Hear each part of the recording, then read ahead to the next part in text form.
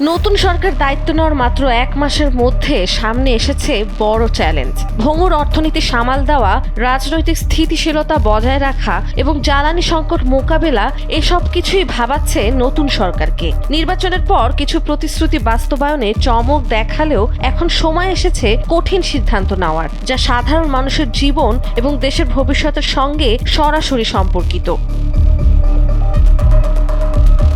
বিশ্ববাজারে জ্বালানি দামের ওঠানামা এবং ইরানের ওপর যুক্তরাষ্ট্র ইসরায়েলের হামলার প্রভাব বাংলাদেশেও পড়েছে। বিশেষজ্ঞরা বলছেন, সাময়িকভাবে বেশি খরচ করে জ্বালানি কেনা যেতে পারে, তবে দীর্ঘমেয়াদে নিরাপদ বিকল্প জ্বালানি উৎস নিশ্চিত করা জরুরি। পারমাণবিক বিদ্যুৎ কেন্দ্র চালু করা এবং কয়লা আমদানি নিশ্চিত করার মতো পরিকল্পনায় জোর দেওয়ার পরামর্শ দিচ্ছেন বিশ্লেষকেরা।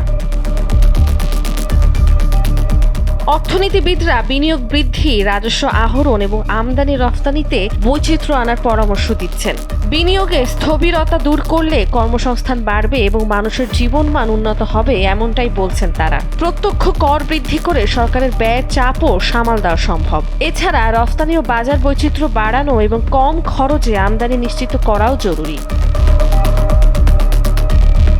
বিশ্লেষকরা বলছেন, রাজনৈতিক স্থিতিশীলতা বজায় রাখা সমান গুরুত্বপূর্ণ। রাজনৈতিক দলগুলোর মধ্যে যে ঐক্য তৈরি হয়েছিল তা বজায় রাখা প্রয়োজন। বড় চ্যালেঞ্জ মোকাবেলা করে সরকার কতটা জনগণের প্রত্যাশা পূরণ করতে পারবে সেদিকেই নজর থাকবে সাধারণ মানুষের। নন্দিনী আহসান, সময়ের আলো।